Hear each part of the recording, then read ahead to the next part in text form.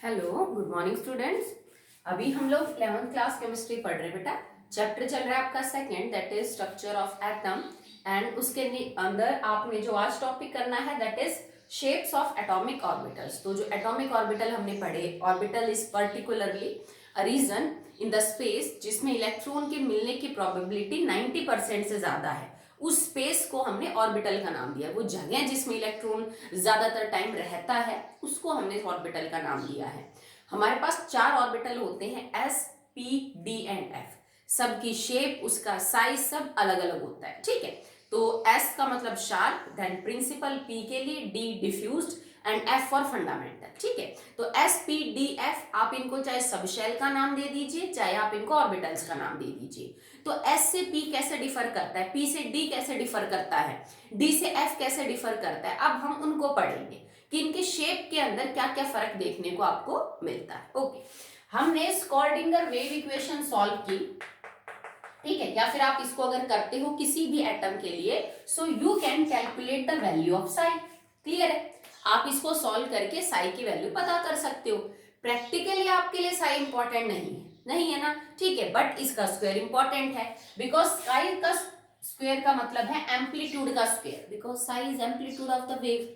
Sai square का मतलब हो जाएगा it gives you the intensity of the electron. Okay, ये आपको इंटेंसिटी बताता है, इंटेंसिटी, ठीक है, ऑफ इलेक्ट्रॉन। क्यों बोल रही हूं मैं इलेक्ट्रॉन?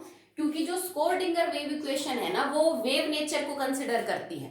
और अगर आपको किसी पार्ट इलेक्ट्रॉन के लिए सॉल्व करनी है ये इक्वेशन, तो वो वेव जो होगी वो किसकी होगी? इलेक्ट्रॉन की। तो ये जो साई है ये एम्पलीट्यूड है वेव का। अगर आप इसको स्क्वायर कर दोगे तो ये इंटेंसिटी ऑफ द वेव बन जाएगी, और वो वेव इलेक्ट्रॉन्स की बनी हुई है। तो एक्चुअली में आपको क्या पता चल जाएगा, what is the electron density, electron density at that point या एट दैट एक्सिस। क्योंकि हमने तीनों कोऑर्डिनेट्स कंसीडर किए थे स्कॉर्डिंगर वेव इक्वेशन में, एक्स, वाई एंड जेड। तो किसी भी कोऑर्डिनेट पे आप आराम से पता कर सकते हो स्कॉर्डिंगर वेव इक्वेशन को सॉल्व करके कि उस पर्टिकुलर एक्सिस पे इलेक्ट्रॉन डेंसिटी किसी भी एटम में कितनी होगी। क्लियर है? ठीक है। अब हमने क्या किया, शेप्स पता करने के लिए हमने ग्राफ प्लॉट किए बिटवीन साई एंड आर, ठीक है। So we have to plot graphs between psi and R. अब ये आर क्या है बेटा? R is the radius of the atom. Simple है, जैसे आप हाइड्रोजन के फर्स्ट शेल के अंदर इलेक्ट्रॉन को देख रहे हो, 1s की शेप आपको पता करनी है, आपको 2s की शेप पता करनी है, 2p की शेप पता करनी है। तो वो ऑर्बिट है, वो न्यूक्लियस से कितना दूर है। क्योंकि जैसे ये आपका अरेंजमेंट है, ये मेरा 1s है, then it is my 2s, then it is 2p। तो अगर मुझे 2p के अंदर कोई इलेक्ट्रॉन है, ठीक है, मुझे 2p ऑर्बिटल की शेप पता करनी है कि अगर p में कोई इलेक्ट्रॉन है तो एक्चुअली में उसकी शेप कैसी, इलेक्ट्रॉन किस किस रीजन में घूम सकता है। ये ऑर्बिट है जिनको आप सर्कुलर बनाते हो। याद रखना बेटा, ऑर्बिटल सर्कुलर नहीं होते हैं। आप ये मत सोचना मैडम सबकी शेप गोल ही है, ऐसे घूमेंगे जैसे कि पृथ्वी घूमती है सन के चारों तरफ। ना बेटा, ये तो वो रास्ता है इमेजिनरी जो बोहर ने दिया था, ठीक है। इसको अगर आप डिटेल में देखोगे तो 2s ऐसे सब स्फेरिकल नहीं होते कि सब गोल गोल ऑर्बिटल होते, नहीं, सबकी शेप अलग अलग होती है। तो मुझे देखना होगा कि जो 2p के अंदर इलेक्ट्रॉन है एक्चुअली उसकी शेप कहाँ है, इलेक्ट्रॉन के मिलने की गुंजाइश वहां पे कैसी है। तो हम रेडियस कंसिडर करते हैं न्यूक्लियस से और उस ऑर्बिट तक की। तो आर मेरे लिए जिस ऑर्बिट की या फिर एग्जैक्टली बोलूं तो जिस ऑर्बिटल के अंदर इलेक्ट्रॉन है उसकी शेप आपको पता करनी है। उस ऑर्बिटल से न्यूक्लियस तक की डिस्टेंस हमारी आर है, ठीक है। चलिए अब सबसे सिंपल से स्टार्ट करते हैं विद द 1s। अगर मैंने 1s के लिए ग्राफ प्लॉट किया बिटवीन साई एंड आर, तो मेरा ग्राफ कुछ यूं आया, ठीक है। और ये कहां से पता चला मेरे को? साई मुझे स्कॉर्डिंगर वेव इक्वेशन को सॉल्व करने के बाद पता चला, ठीक है। तो वहां से मैंने साई की वैल्यू ली और आर की वैल्यू को लेके उसके साथ प्लॉट किया। R is the radius of 1s orbital, nucleus से पहले s तक जितनी डिस्टेंस है वो मेरा आर है। इस ग्राफ को देख के आपको क्या पता चलता है, देखिए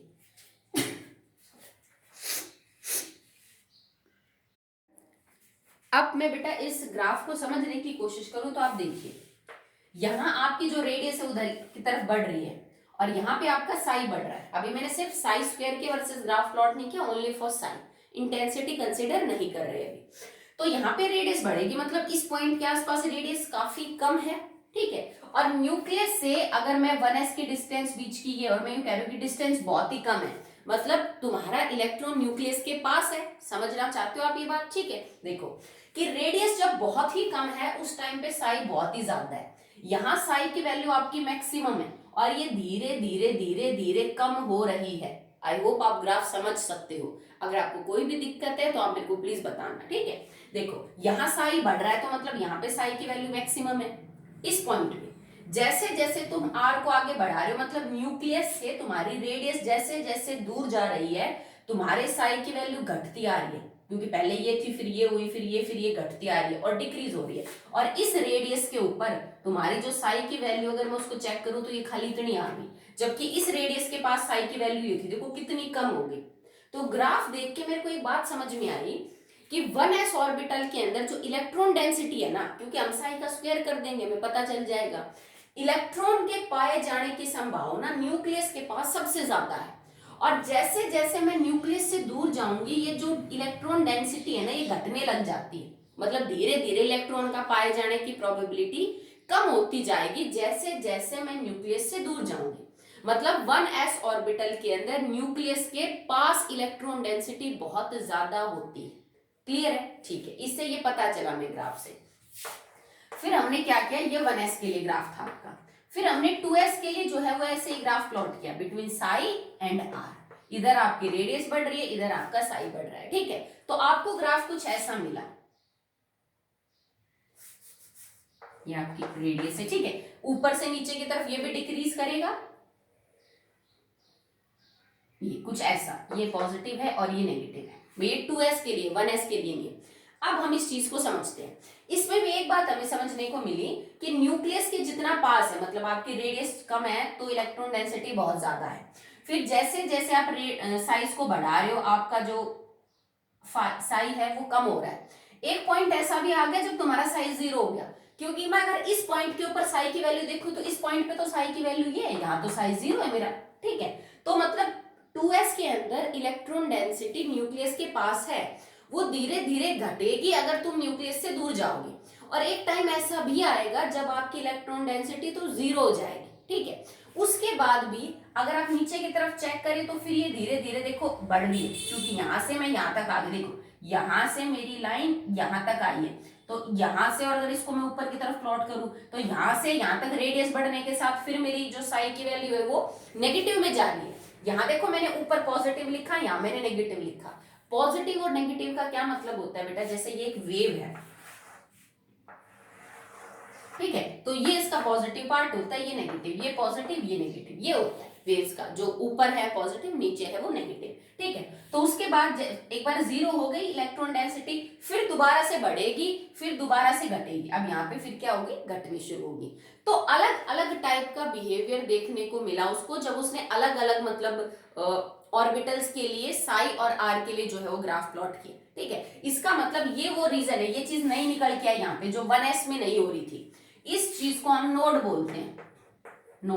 नोड वो रीजन होता है बेटा किसी भी वेव के लिए जहां, या फिर किसी भी ऑर्बिटल में जहां पे इलेक्ट्रॉन मिलने की संभावना 0% होती है। इस स्पेस को, इस रीजन को स्पेस में हम नोड बोलते हैं, ठीक है। और ये कब बनती है, जब तुम्हारी वेव की डायरेक्शन चेंज होती है, क्योंकि इलेक्ट्रॉन वेव की तरह बिहेव कर रही है। जब इलेक्ट्रॉन की वेव पॉजिटिव से नेगेटिव, देखो दिस इज द नोडल, ये नोडल प्लेन बोल दो आप या इसको नोड बोल दो, ये नोड्स हैं आपके। जब वेव अपनी डायरेक्शन चेंज करती है, अपनी यूं समझ लीजिए कि साइन चेंज करती है प्लस से नेगेटिव, तो यहाँ पे ये जो बन रहा है ना, इसको हम क्या बोल देंगे, दैट इज नोडल सरफेस या नोडल प्लेन आप इसको बोल सकते हो, ठीक है। तो 2s और 1s में जो मेजर डिफरेंस निकल के आया वो था प्रेजेंस ऑफ नोड। 2s में एक ऐसी जगह बन रही थी जहां पे इलेक्ट्रॉन डेंसिटी एक बार 0 हो गई फिर बढ़ने लग जाती है, जबकि 1s के अंदर ऐसा कुछ देखने को आपको नहीं मिल रहा, ठीक है। फिर अब हमने क्या किया कि अभी तक तो हमने साई के वर्सेस जो है वो आपका ग्राफ प्लॉट किया, अब इसने साई स्क्वायर लेके और फिर आपका जो ग्राफ है वो प्लॉट किया। अब सेम दोनों ऑर्बिटल्स के लिए हम साई स्क्वायर लेंगे और साई स्क्वायर और आर के वर्सेस जो है वो आपका ग्राफ प्लॉट करेंगे। यहां हमने लिया साई स्क्वायर और यहाँ हमने आर लिया और यह आपका क्या है 1s है। अब मतलब इंटेंसिटी आपको डायरेक्टली पता चल जाएगी। तो ये ऐसा ग्राफ था कुछ, मतलब जैसा पहले बन रहा था ना कुछ कुछ वैसा ही मिलेगा, सिर्फ देखो यहाँ कर्व थोड़ा ज्यादा था, यहाँ थोड़ा सा कम आ गया, ठीक है। मतलब इसका भी यही है यहाँ पे कि इलेक्ट्रॉन डेंसिटी न्यूक्लियस के तो बहुत पास है, और जैसे जैसे मैं न्यूक्लियस से दूर जा रहा हूँ इलेक्ट्रॉन डेंसिटी मेरी क्या हो रही है, कम हो रही है, ठीक है। अब मैंने 2s का ग्राफ प्लॉट किया सेम साई स्क्वायर, और यहाँ पे मैंने r लिया और यहाँ पे 2s के लिए हम ग्राफ प्लॉट कर रहे हैं। तो 2s में वही नोड प्लेन जो थी बेटा वो अलग थी, तो देखो इसमें आपका ग्राफ कुछ ऐसे आया, ऐसे,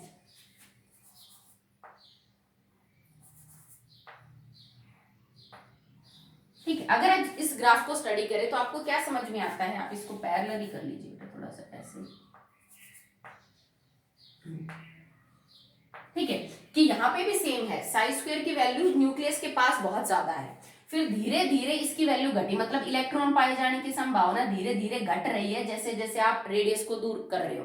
फिर एक ऐसा पॉइंट आया जिसपे इलेक्ट्रॉन डेंसिटी आपकी मिनिमम हो गई 0, फिर दोबारा से इलेक्ट्रॉन डेंसिटी बढ़ी इस वैल्यू पे, फिर मैक्सिमम हो गई, फिर दोबारा से इलेक्ट्रॉन डेंसिटी आपकी घटी। तो ऐसा हमें 2s ऑर्बिटल के अंदर देखने को मिल रहा है, ठीक है, कि पहले इलेक्ट्रॉन डेंसिटी घटी, फिर 0 आ गई, फिर बढ़ी और फिर क्या हो गई, घट गई।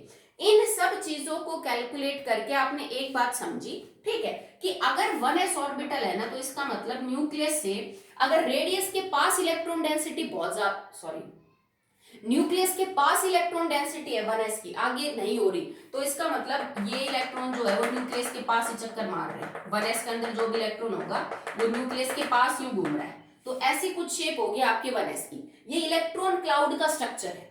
इलेक्ट्रॉन क्लाउड का मतलब क्या होता है, मैंने बोला भी था कि अगर आप एक इलेक्ट्रॉन घूमते हुए कि लगातार पिक्चर्स खींचे धड़ाधड़ और फिर उन सारे पिक्चर्स को आपस में सुपर इम्पोज कर दें तो आपको कुछ ऐसा नजर आएगा।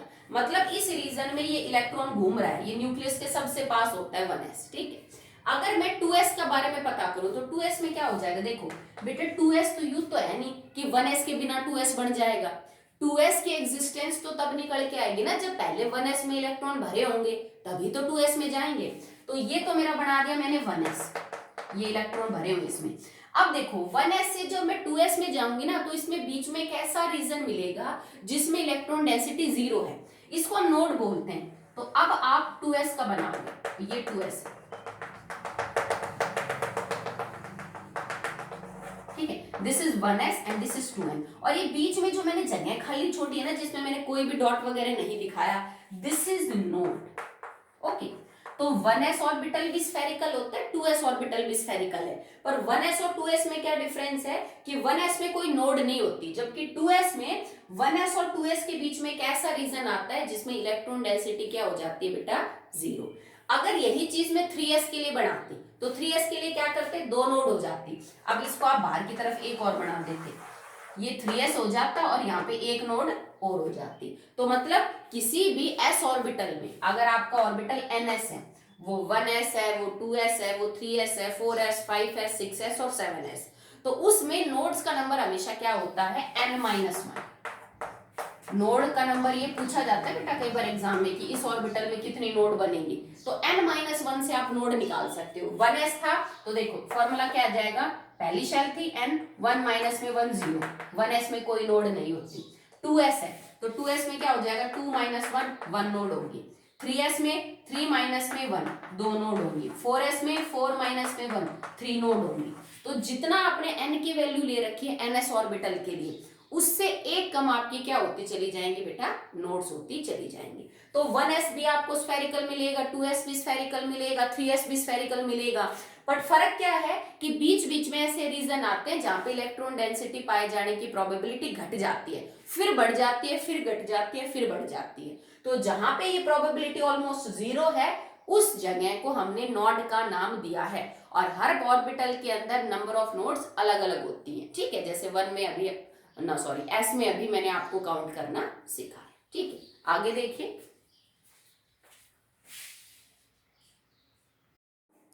The next topic is in the shapes of orbitals. अभी हम एस को ही डिस्कस करने हैं कि एस की शेप्स कैसी होती हैं। मैंने वैसे आपको बता दिया that it is spherical in shape.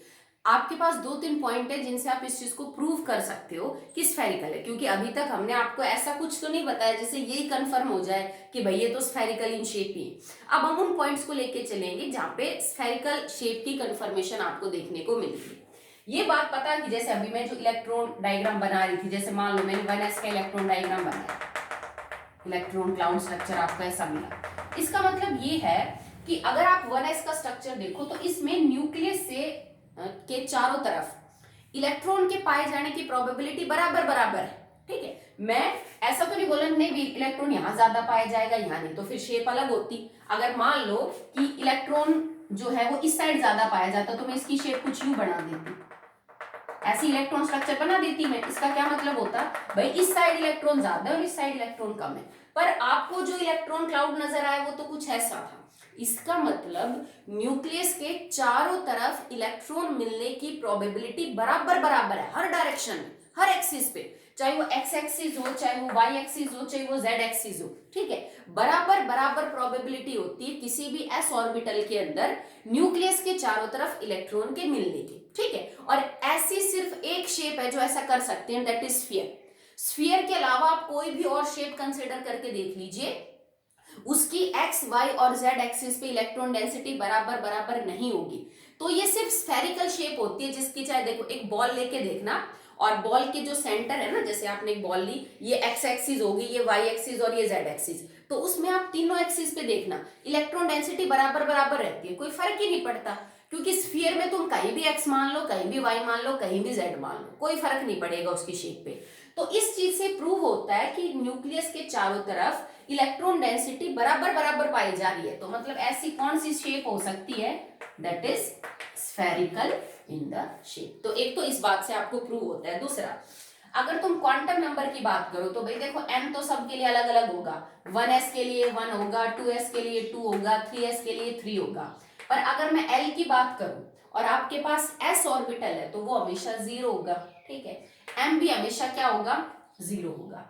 m हमें मैग्नेटिक बिहेवियर के बारे में बताता है और l हमें एंगुलर मोमेंटम के बारे में बताता है। मतलब किसी भी s ऑर्बिटल के अंदर जो इलेक्ट्रॉन है उसका angular quantum number sorry moment और जो आपका मैग्नेटिक बिहेवियर है दैट विल बी 0, समझ रहे हो। और इसका मतलब क्या है कि s ऑर्बिटल के अंदर खाली एक ओरिएंटेशन पॉसिबल है। यूं समझ लो कि s ऑर्बिटल के अंदर जो इलेक्ट्रॉन है उसके पास एक ही जगह जाने को, उसके पास कोई वेरिएशन नहीं है कि वो यहां भी जा सकता है, यहां भी जा सकता है, यहां भी जा, मतलब it have only one orientation. और उस ओरिएंटेशन को हमने ऑर्बिटल का नाम दिया था, अगर आपको ध्यान हो तो, कि किसी पर्टिकुलर ओरिएंट कर सकता है वो इलेक्ट्रॉन स्पेस के अंदर। एल और एम की वैल्यू से हम ये बता देते हैं कि स्पेस में कितने ओरिएंटेशन ले सकता है, कहां कहां हो सकता है। अगर ये सब 0 है तो इसका मतलब एस के अंदर अगर कोई भी इलेक्ट्रॉन है तो उसकी सिर्फ एक ओरिएंटेशन पॉसिबल है और वो ओरिएंटेशन सिर्फ स्फेरिकल हो सकती है, क्योंकि स्फीयर के अलावा बाकी सब शेप्स की अलग अलग एक्सिस में अलग अलग इलेक्ट्रॉन डेंसिटी आपको मिलेगी। तो इस चीज से भी ये प्रूव होती है that the shape of S orbitals are spherical in the nature. Clear है, ठीक है।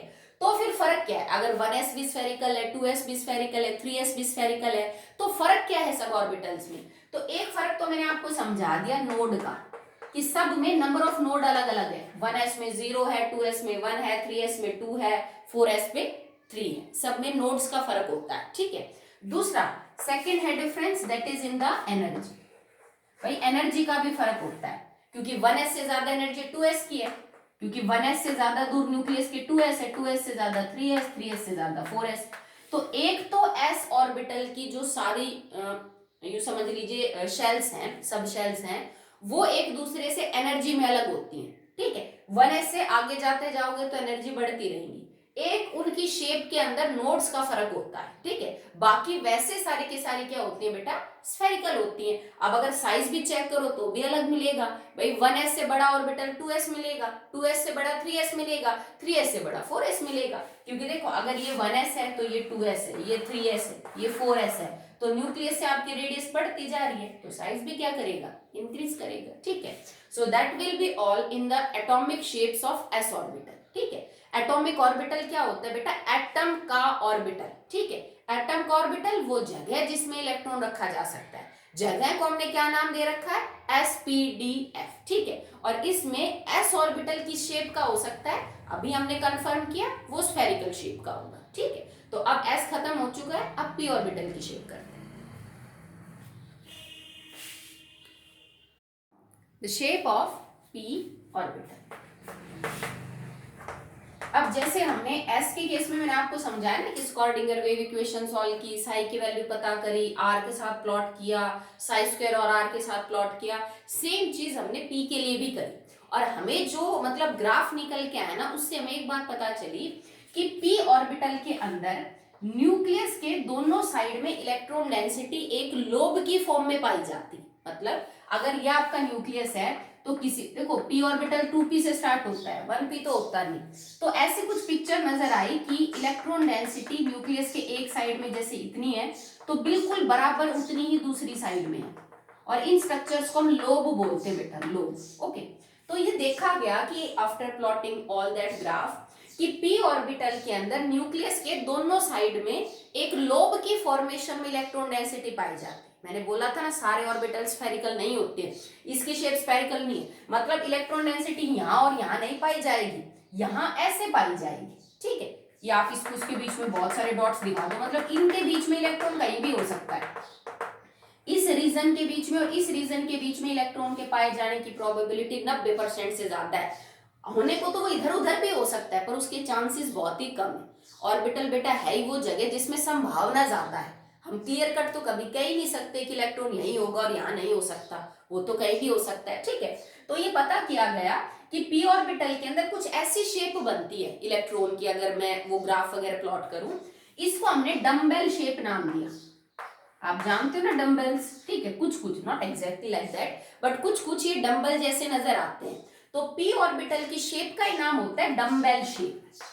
p orbitals are of dumbbell shape. This is nucleus, okay. Nucleus के एक साइड में इधर और दूसरे साइड में इधर, ठीक है। अब जितनी इलेक्ट्रॉन डेंसिटी इधर होती उतनी इधर होगी, मतलब एक इलेक्ट्रॉन के मिलने की संभावना जितनी इस लोब में है उतनी इस लोब में होगी। कभी ये नहीं होगा कि ये थोड़ी सी बड़ी है ये थोड़ी सी छोटी, यहाँ इलेक्ट्रॉन डेंसिटी ज्यादा कम, ना बेटा, बिल्कुल एग्जैक्टली ये दो बराबर बराबर लोब होती है। हो सकता है तुम्हारी कॉपी में तुमसे छोटी बड़ी बन जाए, मेरे से बोर्ड पे छोटी बड़ी बन जाए, बट होती एग्जैक्टली क्या है, सेम है। और जो ये दो लोब्स होते हैं इनके बीच में एक ऐसा पॉइंट होता है जिसपे इलेक्ट्रॉन डेंसिटी मिलने की संभावना 0 है, इसको हम नोडल प्लेन बोलते हैं, ठीक है। ये प्लेन एक्चुअली में ध्यान रखो, this is a plane, because देखो दिस इज न्यूक्लियस, ये एक लोब इधर है और एक लोब इधर है। अगर मैं इसके बीचों बीच एक प्लेन को पास करूं तो ये वो पॉइंट है ना जिसपे इलेक्ट्रॉन डेंसिटी जस्ट 0 है, और अगर मैं इसी पॉइंट में से कोई प्लेन पास करूं, ठीक है, तो ये जो प्लेन है ना ये प्लेन कहलाएगा नोडल प्लेन, ठीक है। नोड वो जगह है जिसपे इलेक्ट्रॉन डेंसिटी 0 है, दिस इज आप कह सकते हो एक तरह की नोड है। इसके अंदर से जो आप एक प्लेन पास करोगे वो क्या होगा बेटा, आपका नोडल प्लेन होगा, ठीक है। बट एक बात आपने ध्यान रखी हो तो कि p ऑर्बिटल के लिए l की जो वैल्यू है वो 1 है, m की जो वैल्यू है वो +1, 0 और -1 है। अब m आपको क्या बताता है और l आपको क्या बताता है कि स्पेस के अंदर अगर कोई इलेक्ट्रॉन p ऑर्बिटल में है तो उसके पास 3 ओरिएंटेशन पॉसिबल है। ये जब मैं आपको मैग्नेटिक क्वांटम नंबर करवा रही थी मैंने तब भी आपको समझाया था कि 3 ओरिएंटेशन हो सकती है स्पेस के अंदर अगर कोई इलेक्ट्रॉन p ऑर्बिटल में। अब p ऑर्बिटल में होने के लिए 3 ओरिएंटेशन कौन सी हो सकती है भाई, या तो ये आपकी लोब x एक्सिस पे हो सकती है, या y एक्सिस पे हो सकती है, या किस पे हो सकती है, z एक्सिस पे, ठीक है भाई। न्यूक्लियस अगर ये है तो ये x एक्सिस पे भी लोब हो सकती है, ये y एक्सिस पे भी लोब हो सकती है, और ये z एक्सिस पे भी लोब हो सकती है, ठीक है। तो 3 ओरिएंटेशन कौन कौन सी हो जाएंगी, या तो आपका ऑर्बिटल px होगा, या py होगा, या pz। अब x y z यहाँ कुछ नहीं, सिर्फ एक्सिस बता रहे हैं। इसका मतलब है इलेक्ट्रॉन डेंसिटी x एक्सिस पे है, इलेक्ट्रॉन डेंसिटी y एक्सिस पे है, इलेक्ट्रॉन डेंसिटी z एक्सिस पे है, ठीक है। आप इनको बनाओगे कैसे px को, ये मैंने बताई x एक्सिस, ये है मेरी y एक्सिस, z को बेशक से मत दिखाओ, दिखा भी सकते हो, जैसे ये मैंने दिखा दिया z एक्सिस। तो px का मतलब इलेक्ट्रॉन डेंसिटी, एक डम्बेल बना दो px की, ये हो गया आपका px। बाकी सब जगह कुछ नहीं है, खाली है। जो लोब होती है बेटा, वो एक लोब हमेशा पॉजिटिव मिलेगी और एक लोब हमेशा आपको नेगेटिव मिलेगी। जैसे हमने वो बताया नहीं था कि वेव जब अपनी डायरेक्शन चेंज करती है तो पॉजिटिव नेगेटिव, तो पी की दो जो लोब्स होती हैं वो हमेशा अपोजिट साइन की होंगी। आपको पी वाई बनाना हो तो पी वाई आप कैसे बनाओगे, एक्स वाई और ये मेरा पी जेड है। तो अब इलेक्ट्रॉन डेंसिटी वाई एक्सिस पे बना दो, वही पॉजिटिव और नेगेटिव, कोई फर्क नहीं पड़ता ऊपर पॉजिटिव बनाओ नेगेटिव बनाओ। पी जेड का मतलब क्या है, X axis Y axis Z axis. अब इलेक्ट्रॉन डेंसिटी जेड एक्सिस पे है, ये पॉजिटिव ये नेगेटिव, यहां कुछ नहीं, ठीक है।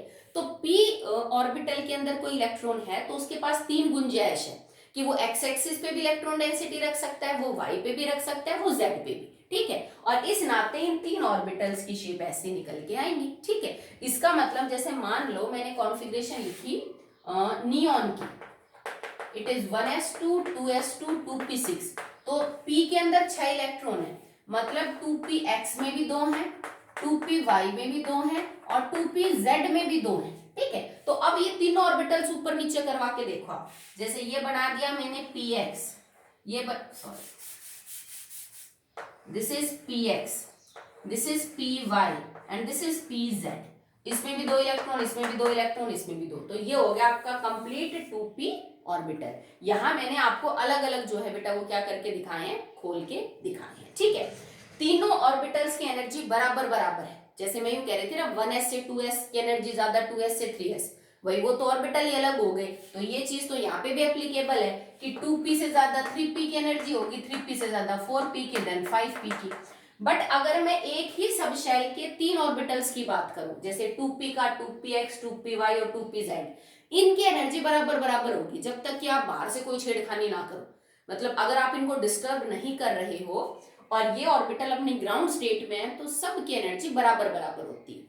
और ऐसे ऑर्बिटल्स जिनकी एनर्जी जो सेम हो उनको हम डीजेनरेट ऑर्बिटल्स बोलते हैं, these are known as degenerate orbitals. Okay, so px py pz एक पर्टिकुलर सब शेल के बराबर एनर्जी के होंगे, बट 1p से ज्यादा, सॉरी 1p नहीं होता, 2p से ज्यादा 3p, 3p से ज्यादा 4p, 4p से ज्यादा 5p होगी, ठीक है। अगर आप नोड्स की बात करें, नोडल प्लेन की बात नहीं कर रही मैं, नोड की बात कर रही हूँ, ठीक है। तो नोड जो है बेटा वो 2p में होती है 0, 3p में होती है 1 और 4p में होती है 2, ऐसे आप बढ़ाते जाओगे, ठीक है। मैं इसको समझा देती हूँ कैसे। जो जैसे 1s के अंदर 0 थी ना, इसी तरह से 2p में 0 होती है और जो 3s है उसमें हो जाएगी आपकी ना 3p में 1, 4p में 2, इसी तरह बढ़ती जाएगी। कैसे, अगर ये 2p का है, आप समझ लीजिए दिस इज 2p, तो जो 3p होगा उसमें फर्क क्या होगा, साइज का फर्क होगा ना। मैंने s में भी बोला था कि 2p से तो 3p बड़ा मिलेगा। अब ये देखो दिस इज 3p, ये आपका 3p मान लो, दिस इज योर 3p, देन हम बना देंगे 4p, this is your 4p। मैं एक ही एक्सिस के ऊपर जो है वो लेके चल रही, ठीक है। जैसे मान लो ये मेरी x एक्सिस है, तो एक बार मैंने 2px बनाया, एक बार मैंने 3px बनाया और एक बार मैंने 4px बनाया, ठीक है। तो इनके साइज में फर्क है, 2p के साइज से 3p का बड़ा मिलेगा, 3p से 4p का बड़ा मिलेगा, 4p से 5p का साइज बड़ा मिलेगा। तो जब हम 2p से 3p के बीच में जाएंगे तो बीच में आपको एक नोड मिलेगी, एक ऐसा रीजन मिलेगा आपको जहां पे इलेक्ट्रॉन मिलने की संभावना 0 हो गई, जैसे 2p में बढ़ी फिर 0 हो गई, फिर 3p में बढ़ी फिर 0 हो गई, फिर 4p में बढ़ी, यूं, ठीक है। जब आप 3p से 4p में जाओगे तो भी आपको एक नोड मिलेगी, तो टोटल नोड कितनी होगी, 2, एक पहले और एक अब, ठीक है। तो साइज ऐसे बढ़ता जाएगा लोब्स का, शेप वही रहेगी, शेप सबकी डम्बल रहेगी, शेप मतलब यही है आपकी, अगर 2p है तो छोटी है, 3p है तो बड़ी है, 4p है तो और बड़ी है और 5p है तो और बड़ी है, बस इनकी शेप यूं बढ़ती चली जाएगी। तो अगर p ऑर्बिटल्स में डिफरेंस पूछे कोई कि क्या डिफरेंस है ऑर्बिटल में, एनर्जी का है, नोड्स का है और साइज का है, ये वही तीन बेसिक डिफरेंस है जो हमने s ऑर्बिटल के अंदर भी देखे थे, ठीक है। कि साइज बढ़ता जाएगा जैसे जैसे प्रिंसिपल क्वांटम नंबर बढ़ेगा, इनका जो नोड है वो इंक्रीज होती जाएगी। यहाँ पे भी सेम रूल लागू होगा, जो n की वैल्यू है, जैसे 2px में 2 है तो यहाँ पे n-1 0 नोड, 3 माइनस में 1, 1 सेकेंड या नो, अच्छी तो मैंने पी एक्स, हाँ पी, देखो इसमें जो है वो 2p, सॉरी 2p से n-1 नहीं आएगा, 2p की 0 होती है तो 3 की कितनी हो जाएगी 1, और यहाँ पे कितनी हो जाएगी 2। तो यहाँ पे तुम्हारी वैल्यू एक्चुअली में n-2 से निकाल सकते हो आप कि n-2 is equal to number of nodes. तो यहाँ पे 2 है तो 2 माइनस में 2 0, यहाँ पे 3 माइनस में 2 1, 4 माइनस में 2 2। तो इस फॉर्मूले से आप P की जो नोड्स है वो निकाल सकते हो। तो अभी हमने 2 शेप्स कंप्लीट की हैं, S और P। नेक्स्ट वीडियो में हम d ऑर्बिटल्स की शेप को डिस्कस करेंगे। ओके।